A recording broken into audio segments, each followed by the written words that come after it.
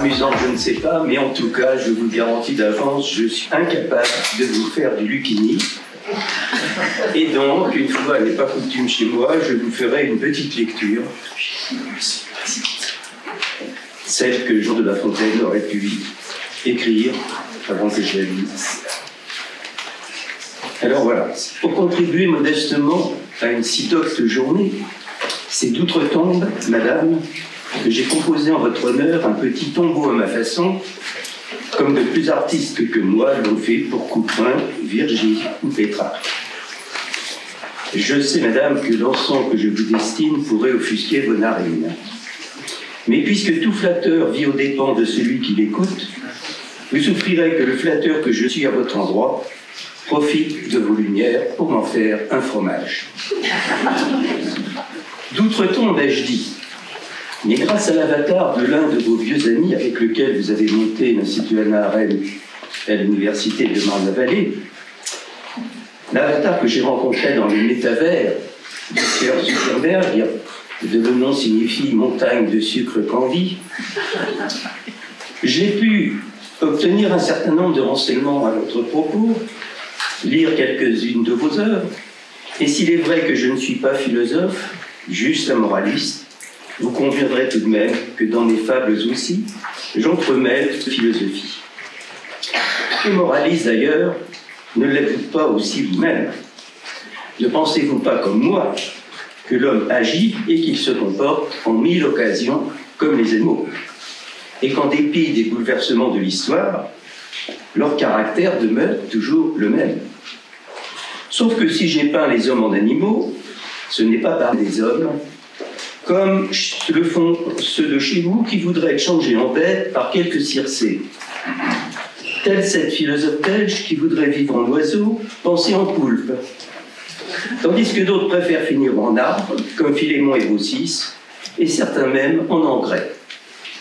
Je leur adresse donc la blague qui a circulé par nous, que pour un végan qui est atteint d'un AVC, devenir un légume est une promotion. Devenir un légume est une promotion. Mais c'est de la guerre que je voudrais vous entretenir. Toujours sans vous flatter, j'ai fort goûté vous entendre dire que la guerre relève d'une décision que le prince prend en conscience et il sera jugé par son peuple et par Dieu. Donc que la guerre est hors norme, étrangère à ce prétendu droit international, dont je pense, comme vous, qu'il n'est que le cache-sexe transparent des rapports de force. C'est ce que j'ai fait dire à mon paysan du Danube, quand il est venu reprocher aux Romains, en plein Sénat, l'inhumanité dont ils faisaient preuve à l'égard des populations qu'ils avaient conquises. Je leur ai parlé, comme vous le faites, au nom des dieux.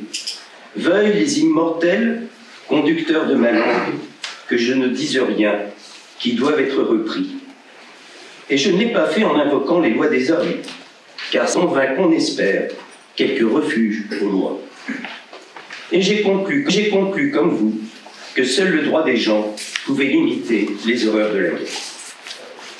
J'ai donc bien ri quand votre Europe d'aujourd'hui a déclaré qu'elle se voulait sans ennemis. Parce que je crois, moi, que la discorde a toujours régné dans l'univers. Et que Simon Lion, le roi des animaux, avait écrit un évangile valable pour tous les vivants, ce n'est pas « aimez-vous les uns les autres comme je vous ai aimé » qui en serait le premier commandement, mais « mangez-vous les uns les autres comme je vous ai mangé ». Car qu'importe qui vous mange, homme ou loup, toute pense me paraît une à cet égard. Voilà pourquoi nous nous trouvons que trop de mangeurs ici-bas. Et comme de tous les animaux, l'homme a le plus de penche à se porter dedans l'excès, nous aurons toujours une moitié de l'humanité qui fournira des armes à l'autre. J'aime la paix, madame, autant que vous l'aimez.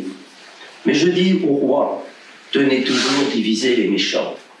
Semez entre eux la guerre. Et si ces méchants sont des ennemis sans foi, alors il faut faire aux méchants guerre continuelle. Mais pour la faire, la guerre, il faut que le prince en décide.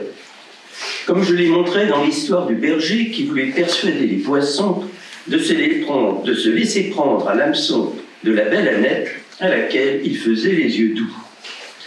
Un nouvel Orphée, ce berger, qui charmait les poissons de sa voix et de sa musette. Des instruments, disais-je, capables de toucher les morts. Mais rien n'y faisait. Les poissons ne mordaient toujours pas. Alors le berger a laissé tomber la pédagogie pour passer à la manière forte.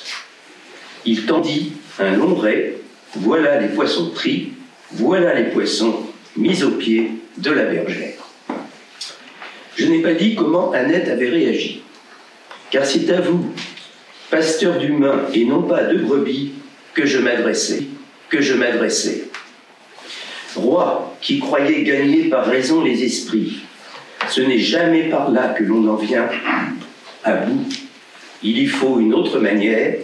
Savez-vous de vos rêves, la puissance fait tout. Je sais que vous avez aujourd'hui deux guerres sur les bras. L'une contre la peste coronarienne, l'autre contre la peste poutinienne. Mais c'est moi qui ai écrit que la peste faisait aux animaux la guerre. Et votre Albert Camus a bien fait d'ajouter que la peste est comme la guerre. Mais quand est venue la guerre d'Ukraine, qui est aussi une peste, qu'a-t-il fait? Votre président avait déclaré face au virus « Nous sommes en guerre ». Et ce qu'il a fait, c'est d'aller jouer de la flûte dans l'antre de l'ours du Kremlin pour le persuader de ne pas faire la guerre. Moyennant quoi, il a démontré qu'il n'était qu'un coq gaulois, parce que l'ours russe, lui, ne joue pas de la flûte, mais uniquement de la bombarde.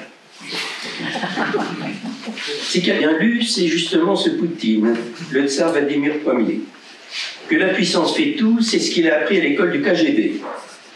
Alors que vous, les Européens, qui vous vouliez colombe, avez cru pouvoir changer l'ours en nounours en lui achetant du gaz et du pétrole. Vous n'avez quasiment rien fait quand il guerroyait en Tchétchénie, en Géorgie, au Donbass, en Crimée et en Syrie. Pourtant, je vous avais prévenu. Laissez-leur prendre un pied chez vous, et ils en auront bientôt pris 4. Et je vous avais bien dit qu'il ne faut pas rendre la peau de l'ours avant qu'on ne l'ait mis par terre. Mais vous vous êtes comportés comme ces rats qui s'étaient proposés d'attacher un grelot au cou du chat rodillard pour être avertis de sa présence. Mais lequel d'entre eux irait à lui attacher le grelot? Aucun. La cour en conseiller foisonne. Est-il besoin d'exécuter? On ne rencontre plus personne. Moi, je savais que l'ours russe ne changerait jamais. Qu'a-t-il fait de mon vivant? En 1664, le tsar Alexis Ier, l'ancêtre de votre Vladimir, s'est emparé de la partie est de l'Ukraine, laissant la Pologne le faire à l'ouest, avant de l'attaquer à son tour. Quand un pays est agressé, que fait-il? Il se défend pour préserver son existence. Il le fait au nom de la liberté, dont vous dites fort bien qu'elle doit primer sur la démocratie. N'est-ce pas au nom de la liberté que les Ukrainiens se battent contre l'ours russe? Le président Zelensky l'a confirmé en endossant le dress code de son armée. Mais s'il a enfilé aussi le dress code des valeurs de l'Occident libéral, c'est pour s'assurer de son aide. Mais ces valeurs, madame, je crois qu'en vous qu'elles sont devenues par trop étrangères à la morale des vices et des vertus, du bien et du mal, de la vérité opposée à l'autre. En transformant tout cela en valeurs, vos Occidentaux en ont fait la variable d'ajustement de leurs évaluations pour légitimer leurs évolutions sociétales. Donc j'aime la liberté, mais pas selon la caricature que l'on a cru bon de faire de moi, en parlant du loup qui ne veut pas se laisser domestiquer comme le chien, en portant au cou un collier. Car qu'est-ce que la liberté d'un loup? Une liberté de loup, capable de toutes les fourberies pour se procurer des proies et légitimer ses actes. Je le lui ai fait dire par un cheval qu'il avait voulu tromper, mais qui, après lui avoir mis en marmelade les mandibules et les dents, lui a déclaré en pleine face « Tu ne fus jamais que boucher ». Mais j'approuve aussi ce cheval qui jugeait que la liberté n'a pas de prix et que c'est l'acheter trop cher que l'acheter d'un bien sans qu'il les autres ne sont rien. Vous pensez, madame, qu'en politique, l'un de ces biens est la démocratie. Moi, je suis plutôt du côté de Platon, pour qui ce régime est celui de l'indifférenciation entre gouvernants et gouvernés, hommes libres et esclaves, jeunes et vieux, maîtres et élèves, finalement, hommes et bêtes. Je crois, moi, que Dieu fit bien ce qu'il fit, et je n'en sais pas plus. Je sais que les petits et les grands sont égaux à leur Dieu, ceux des dieux, mais pas dans ce bas monde. Le berger et le roi sont sous la même planète, l'un porte le sceptre et l'autre la houlette, Jupiter le voulait ainsi. Et que un pour chaque État mit 2 tables au monde, l'adroit, le vigilant et le fort sont assis à la première, et les petits mangent leur reste à la seconde. Et pourtant Dieu vient, tout vient, que personne en la vie n'est satisfait de son état, à cause du désir, qui ignore toute limite. Comme je l'ai raconté dans la tête et la queue du serpent, quand la queue, jalouse de la tête, arguant qu'elles sont toutes deux de même sang, a exigé de conduire désormais le serpent. Jupiter ayant accepté l'échange, la queue a pris la tête du serpent. Mais comme elle était sourde et aveugle, elle a envoyé le serpent tout entier à sa perte. Vous me direz que tête et queue sont trop différentes, mais les grenouilles. Je sais que par amour de votre père, vous prisez fort les grenouilles. N'êtes-vous pas allé en Amazonie voir de près une espèce dont votre père se servait pour défendre sa théorie de l'évolution fondée sur les petits sauts, je ne dis pas de grenouilles, évolutifs, contre les grands sauts proposés par son ennemi intime, M. Stéphane Jay Gould. À la différence des 2 extrémités du serpent, ces reines des étangs sont effectivement toutes de conditions égales, donc prédisposées à la démocratie. Ce qui fait dire pour moi que la démocratie n'est bonne que pour les grenouilles. Mais puisqu'elles sont toutes reines, aucune ne l'est. Voilà pourquoi, lassées de la démocratie, elles ont réclamé à Jupiter qui leur donne un roi. Ce qu'il a fait, sous la forme d'un roi doux et paisible. Un soliveau, une pièce de bois inerte, un François Hollande. Un président si normal que les grenouilles se sont enhardies jusqu'à sauter sur l'épaule du roi. Alors à nouveau là, se demandait à Jupiter un roi qui se remue. Cette fois, ce roi sera une grue qui les gobera à son plaisir. Une grue, c'est ce que vous avez dit de votre président Macron lors de sa guerre contre le virus. Vous l'avez accusé de despotisme, comme c'était arrivé à Périclès lors de la peste d'Athènes. Il avait seulement oublié qu'à force de confinement, vous étiez devenus des ours à demi léchés et que la raison d'ordinaire n'habite pas longtemps chez les gens séquestrés. Mais au lieu de grue, moi je le vois en chauve-souris. Quand simple vizir, il a entrepris de devenir sultan à la place du sultan, à la belette de gauche qui lui reprochait d'être un rat de droite, il a fait valoir ses ailes d'oiseau. Et à la belette de droite qui lui reprochait ses ailes de gauche, il a montré ses poils de rat.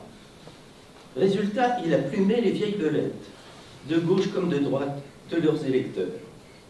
Et lors de sa réélection, il a de nouveau échappé à la grande belette qui était Marine, à la petite qui était Valérie, et ridiculisé celle qui se prenait pour un Hidalgo. Si son prédécesseur Sarkozy était Superman, Hollande rien du tout, il était Batman. Dandy le jour, justicier masqué la nuit, ou plutôt les deux à la fois. Le principe d'inertie qui était le ni-ni de Mitterrand, il l'a retourné en et pour en faire un principe d'action, son fameux en même temps.